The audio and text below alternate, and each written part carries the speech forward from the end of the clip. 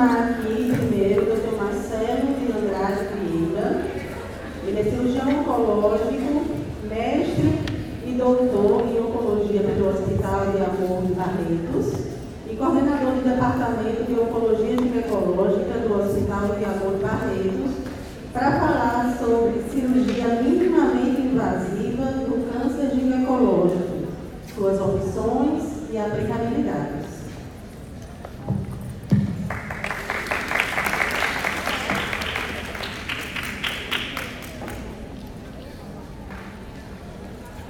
Alô? Bom dia a todos. Primeiramente, eu gostaria de agradecer o honroso convite em estar aqui presente com os senhores nesse congresso de uma instituição tão renomada aqui em Natal. Eu vou falar um pouquinho sobre cirurgia ginecológica, oncológica minimamente invasiva e como já foi apresentado. O som não está passando. Aí passou. Acho que eu vou ficar aqui pro lado de cá um pouquinho. Eu acho que ele vai. Eu sou cirurgião oncológico, sou do hospital. Isso, agora. Só ficar aqui um pouco. Isso, perfeito. Vamos lá. Então a gente vai falar um pouquinho aqui sobre o que a gente faz normalmente, a aplicabilidade disso em relação aos tratamentos oncológicos. Eu venho do Hospital do Amor de Barretos, um pouquinho distante daqui de Natal, e eu sou formado em cirurgia oncológica. Os conflitos de interesse para essa apresentação: eu sou criador de um dispositivo e eu recebo royalties por ele, mas eu não tive nenhum financiamento para essa aula. Bom, quando a gente fala sobre ginecologia oncológica, eu gostaria de falar um pouquinho de como no Hospital de Amor de Barretos foi construído o departamento. Nós iniciamos em 2007, somos 4 titulares responsáveis, temos alguns residentes, alguns fellows que nos acompanham e uma enfermeira dedicada ao departamento. Nós começamos a fazer a cirurgia de um modo tradicional, como todas as cirurgias são feitas, e tivemos algumas pequenas complicações essas referentes ao procedimento cirúrgico mesmo. Esse daqui, para quem não conhece, é uma hérnia incisional que pode ter quando a gente faz algum tipo de cirurgia laparotômica. Isso é um risco que se corre quando se faz a cirurgia por grandes incisões. Mas, avaliando os benefícios que a cirurgia minimamente invasiva apresenta para nós, como diminuição do sangramento, do tempo cirúrgico, recuperação mais rápida para fazer o tratamento que se precisa adequado após a realização cirúrgica. Vendo esses benefícios, nós mudamos, baseado sempre em evidências científicas, porque não há como você não propor o melhor tratamento se não for através de evidências científicas. Então, baseado nisso, nós começamos a mudar nosso paradigma, e aqui os senhores podem ver uma cirurgia minimamente invasiva, com dissecção do plexo nervoso. Essa dissecção do plexo pode ser feita também por via robótica. Aqui os senhores estão vendo. Esse é quando a gente faz o tratamento do tumor do colo de útero, que a gente precisa tirar a parte lateral do tumor do colo do útero, que a gente chama de paramétrio. Para isso a gente tem que fazer a identificação dos plexos nervosos. Sendo assim, a gente evita complicações para o paciente.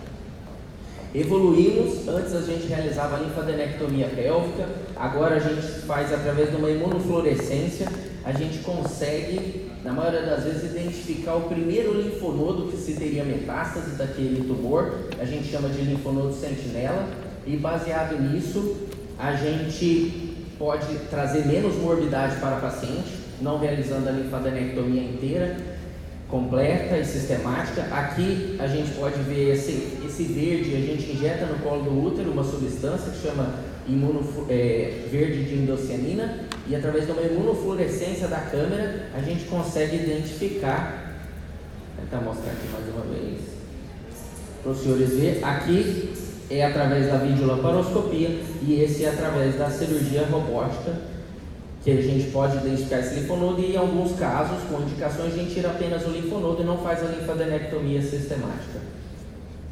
Nós evoluímos para cirurgias complexas. Aqui, como os senhores estão vendo, é um tumor de colo de útero recidivado, com uma cirurgia de exenteração pélvica, realizada por robô. A cirurgia de exenteração pélvica é uma cirurgia muito grande e extensa. Aqui a gente está fazendo uma anastomose do ureter na alça intestinal, através de movimentos tridimensionais com uma visão 3D. E aqui a gente está fazendo um reimplante do ureter na bexiga. Vocês estão vendo aqui confeccionando uma válvula anti-refluxo, isso por via minimamente invasiva. A alta é precoce, o retorno às atividades habituais é mais rápido e a paciente consegue, no menor espaço de tempo, realizar a adjuvância, que para nós, quando nós falamos de oncologia, é o que é importante, a paciente realizar rádio ou quimioterapia após o tratamento cirúrgico, para que melhore a sobrevida dela, que a paciente viva mais. Então, só uma experiência inicial. Nós começamos a cirurgia robótica em 2014 em Barretos. Esses são os dados de 2018, dados nacionais, em que foram realizados 1.043 procedimentos em 2018 ginecológicos. Até o momento, nesses 4 anos, o nosso departamento realizou 193 cirurgias robóticas. Nós fazemos isso com uma frequência semanal. Claro que quando você muda o paradigma e muda a via de acesso que você estava realizando a cirurgia, algumas vezes nós tivemos alguns obstáculos. Aqui é a entrada da câmera dentro da alça intestinal durante a realização do pneumoperitônio, aquele gás que a gente precisa colocar para fazer a cirurgia. Aqui é um outro procedimento durante a passagem do trocáter. Esse daqui esse não é em vivo, mas é uma demonstração de uma complicação gravíssima que se pode ter durante uma cirurgia desse tipo. Mas vencendo os obstáculos, nós percebemos que diminuímos o número de complicações, diminuímos o número de internações e o melhor, conseguimos operar mais pacientes. Porque se a paciente fica internada menos tempo, eu consigo colocar outra paciente para ser submetida àquele procedimento cirúrgico. Então, nós estamos numa evolução ascendente, mas nós sabemos hoje, é a realidade do Brasil, mas é a realidade do mundo também, que as mulheres brasileiras elas têm menos filhos, mas elas engravidam cada vez mais tarde. Então, nós temos uma cirurgia que chama-se traquelectomia radical. Esse é um artigo nosso publicado na Gynecology Oncology, que mostrou uma experiência multicêntrica mundial com 100 pacientes submetidos a esse procedimento, que comprovava a viabilidade da realização da cirurgia e os preceitos oncológicos eram respeitados, a sobrevida era conseguida um maior tempo nessa paciente. Entretanto, a gente havia uma complicação, que era a estenose do colo do útero após a cirurgia. Se eu tenho estenose do colo do útero após a cirurgia, eu perco o benefício da cirurgia, porque o meu objetivo são dois: que eu resseque todo o tumor e ao mesmo tempo eu preserve a fertilidade, ou seja, a paciente pode fazer um tratamento do tumor e ao mesmo tempo ter a esperança de poder engravidar depois dessa cirurgia. Então essa é a menina dos olhos nossos da cirurgia. Essa menininha aqui é a Eduarda, minha filha. Como eu estava tendo complicações nesse procedimento, a gente tinha ido numa festa de criança e ela queria que eu colocasse essa bexiga nesse pega-balão que havia soltado. Eu peguei então o pega-balão e a gente criou esse dispositivo. Esse dispositivo a gente coloca ao final dessa cirurgia para evitar que a paciente tenha fechamento do canal, para manter a patência do canal. Esse dispositivo foi patenteado e registrado na Anvisa e hoje em dia ele ajuda no país algumas pacientes que vão ser submetidas a esse procedimento. O nome dele, Duda, dispositivo uterino para dilatação do anel endocervical, foi em homenagem a Eduarda, que na época tinha 3 anos. Mas no final do ano passado, nós publicamos um artigo em conjunto com um grupo de cirurgiões. Esse aqui é um grupo imenso, mas esse primeiro aqui é o Pedro, um dos responsáveis pela cirurgia do MD Anderson, minimamente invasiva, e ele coordenou um estudo mundial, muito grande mesmo, que foram randomizados 630 pacientes, mais de 630 pacientes, e que mudou a maneira de nós vermos os nossos resultados. Então, o estudo era dessa forma: a gente pegava pacientes com tumor de colo de útero. Ele iniciou em 2008, em 2017 ele foi interrompido depois de 90% de recrutamento das pacientes, de 631 pacientes incluídas. Por quê? E a gente fazia da seguinte forma: a paciente ia ser submetida ao tratamento do tumor de colo de útero, nós dividimos ela em dois braços. Um a gente iria fazer a cirurgia por incisão e a outra a gente iria fazer uma cirurgia minimamente invasiva, ou por vídeo, laparoscopia, ou por robótica. Isso era feito uma escolha, a gente chama isso de randomização às cegas. Eu não sei qual procedimento ela vai ser submetida. A partir do momento que eu colocava o paciente no estudo, eles me falavam qual procedimento eu ia fazer. Só cirurgiões habilitados que poderiam fazer e participar do estudo. O que teve esse estudo, então? O que ele mostrou foi o que nós não gostaríamos de ver, que a cirurgia que se fazia por menos incisões, as pacientes morriam mais, elas tinham pior prognóstico. Então, a partir desse estudo publicado na New England em 2018, agora no final do ano, nós mudamos a maneira de ver como tratar essas pacientes com tumor de 2 a 4 centímetros. Então, eles pediram para eu dar uma aula uma vez falando se esse artigo era o retrocesso da cirurgia minimamente invasiva no câncer ginecológico. E com certeza não era. Por quê? Porque às vezes nós estamos fazendo coisa que nós somos apaixonados a fazer, mas não estamos indo pela via de acesso correta. E esse artigo fez com que nós analisássemos nossos dados e mostrássemos que talvez para esse procedimento a gente realmente não deveria fazer a cirurgia pela via minimamente invasiva. Então isso é um aprendizado, é um crescimento, e fez com que mexesse com o mundo todo, porque todo mundo quer fazer essa cirurgia por via minimamente invasiva. É uma cirurgia tecnicamente mais difícil, mas é uma cirurgia que, se for fazer pela via convencional aberta, se nós fizermos, ela é muito mais difícil e exige uma curva de aprendizado muito grande para o cirurgião que está iniciando esse procedimento. Então, essas são relatos, publicações antes da publicação do artigo. Foi meio inédito na história científica mundial, tantas publicações prévias a um artigo que nem havia sido publicado. E todo mundo mudou a forma como fazer. Esse daqui é um jornal dos Estados Unidos, um dia depois da publicação do artigo, mostrando uma paciente que foi ao MD Anderson e mudou a via de acesso proporcional à publicação do estudo. Aqui é um colega nosso que colocou na sua apresentação lá no México, colocou o nosso artigo e colocou: por que fizeste isso, Marcelo? Eu e os parceiros do estudo. Na verdade, eu acredito que isso acrescentou bastante. Nós amadurecemos os nossos dados, tivemos complicações assim como o mundo todo teve. Só que se nós analisarmos os dados, francamente, o nosso hospital randomizou, incluiu no estudo 58 pacientes em 5 anos.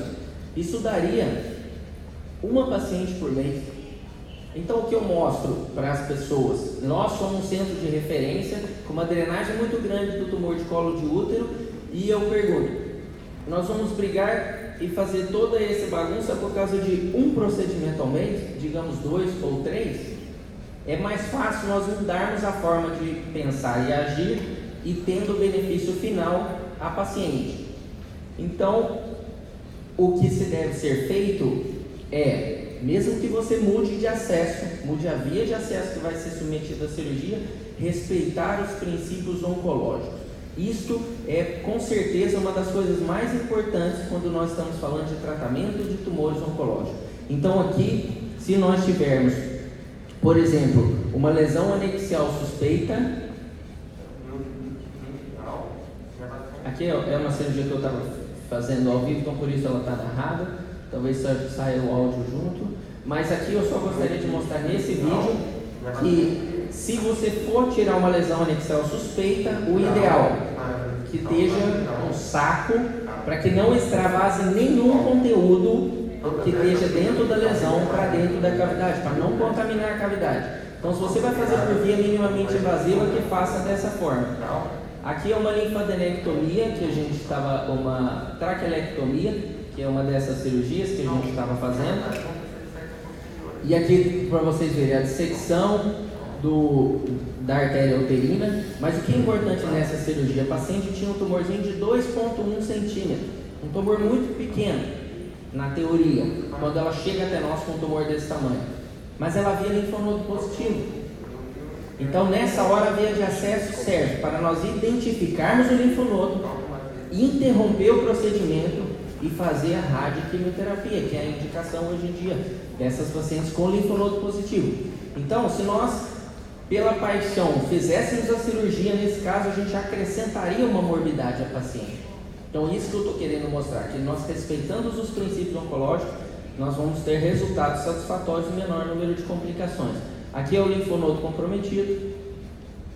Essa era uma cirurgia que eu estava fazendo, uma cirurgia demonstrativa, e na verdade era uma cirurgia que eu deveria fazer inteira, porque as pessoas que estavam assistindo, o objetivo era ver o procedimento, mas nós interrompemos depois da identificação desse linfonodo. Então, a via de acesso, eu acho que é uma ferramenta a mais para nós, para nos auxiliar, mas não deve extrapolar o seu uso. Eu acredito muito que nós temos que seguir os padrões oncológicos, porque senão esse vídeo retrata muito bem, se você não seguir os padrões oncológicos, o que vai acontecer. Veja bem. Estou tendo só um delayzinho. A gente consegue aumentar um pouquinho o som. Esse seria o esforço máximo que você está fazendo para tratar aquela paciente com tumor. Veja bem.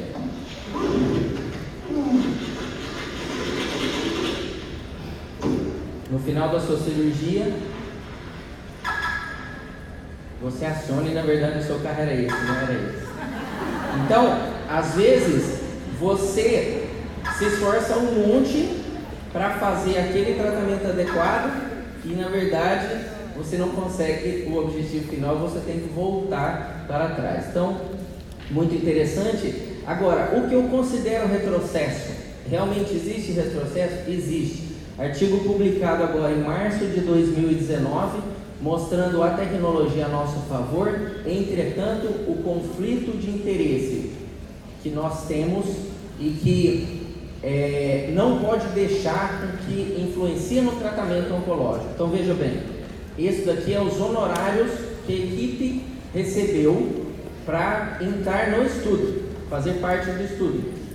Então, quando a equipe toda recebeu menos de $9.000, os resultados foram favoráveis à cirurgia não robótica. Quando a equipe recebeu mais que $9.000, a gente teve mais estudos e os resultados foram a favor da plataforma robótica. Então, eram estudos patrocinados em que havia o conflito de interesse com a equipe que estava realizando o procedimento. Isso sim é um retrocesso. Isso a gente está fazendo, mudando o tratamento proporcional ao, aqui no caso, valor financeiro. Isso com certeza é um retrocesso. Estou conseguindo falar. Já vou andando para trás, eu caio aqui, né? Esse daqui é um estudo que nós entramos esse ano, talvez seja publicado agora no final do ano, mas aqui é uma publicação prévia mostrando que essas pacientes com tumor de colo de útero inicial, se nós estamos no caminho correto também, porque nós vimos que o tumor de colo de útero para paciente que ia tirar todo o útero, nós não estávamos no caminho correto. Agora, nós fazemos isso por via minimamente invasiva, esse tipo de cirurgia aqui, com tumores menores que 2 centímetros. Então, esse estudo com 3 centros brasileiros, Barretos, Hospital de Curitiba, o Erasto e o AC Camargo, que incluíram pacientes, vão mostrar os resultados no final desse ano. Então, talvez a gente tenha que regredir, digamos assim, a maneira como pensar, amadurecer e fazer de outra forma. Então, esse chama estudo IRTA, que a gente vai fazer. Esse é o objetivo nosso final, pacientes que foram submetidos a tratamento e tiveram a felicidade de ter filhos. Aqui são algumas das nossas pacientes. E o porquê de nós fazermos isso? Porque nós podemos capacitar novas pessoas. Aqui o nosso fellow sendo capacitado a fazer cirurgia robótica, o primeiro fellow da América Latina a poder fazer cirurgia robótica após a sua formação. Então esse é o objetivo nosso. E aqui é um vídeo muito interessante que fala, se nada der certo. Então, se nós estamos fazendo uma cirurgia que nós consideramos ruim e nós estamos ali abalados, né? Então vocês estão vendo uma pessoa que afoga nas mágoas dela lá no uísque, né? E vendo uma cantora, cantando com voz e violão, eu sugiro que os senhores vejam a cirurgia de forma diferenciada. Para quem está iniciando, aqui eu vou mostrar, essa é uma cirurgia que a gente faz, a reseção dos linfonodos para-aórticos. Então vou mostrar uma nova forma de nós vermos o procedimento cirúrgico. Pronto, eu acho que vai. Pode aumentar um pouco.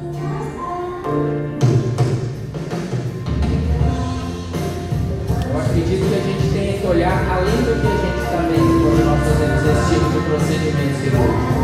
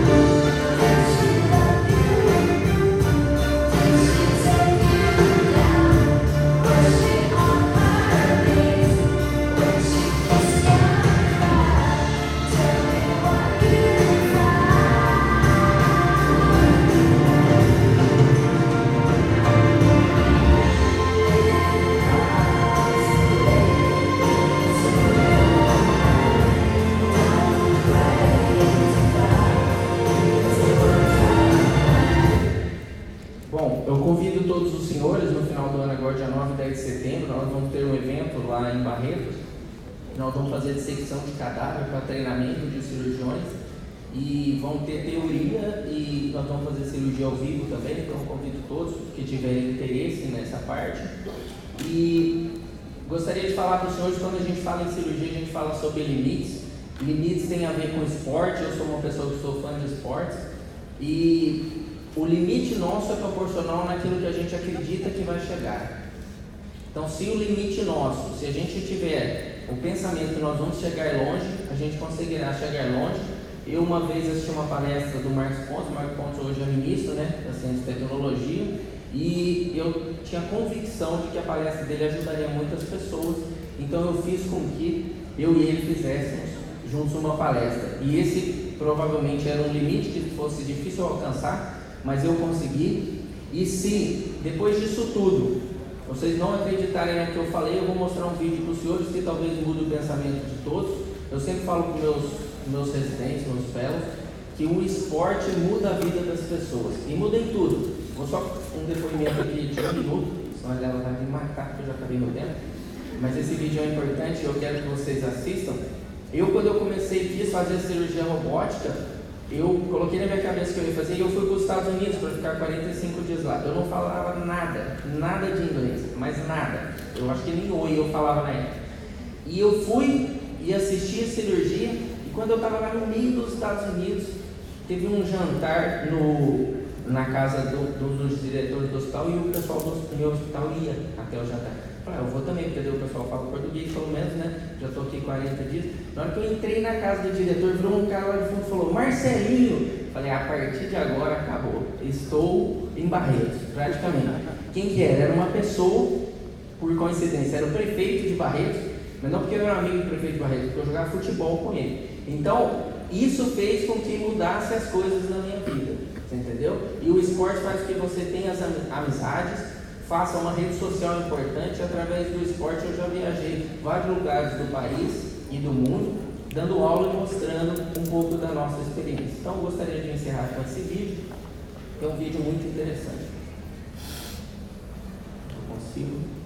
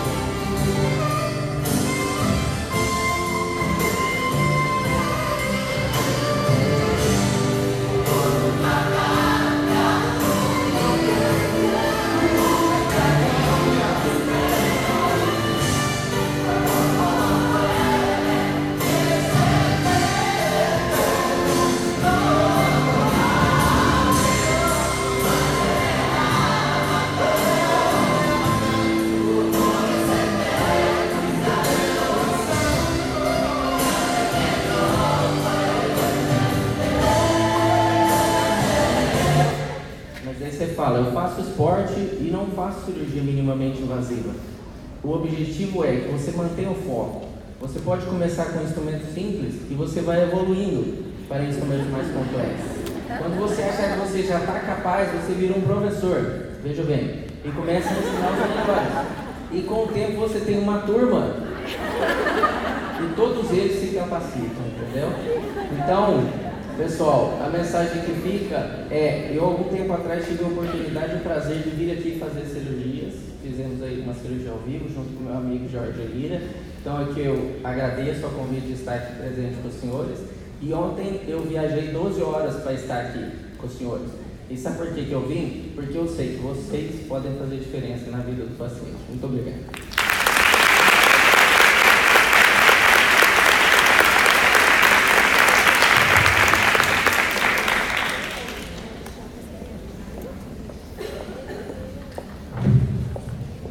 Parabéns, Marcelo.